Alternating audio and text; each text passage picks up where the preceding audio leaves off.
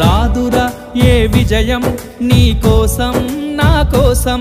ఎటుపోదురా నువ్వు చేసిన కష్టం ఎప్పటికైనా సొంతం కాలంతో పయనించేవాడికి కానిది ఏముంది సాధనతోనే సాధ్యమవ్వునని సదాశయంతో సాగర ముందుకు రాదురా ఏ విజయం నీ కోసం నా కోసం ఎటుపోదురా నువ్వు చేసిన కష్టం ఎప్పటికైనా సొంతం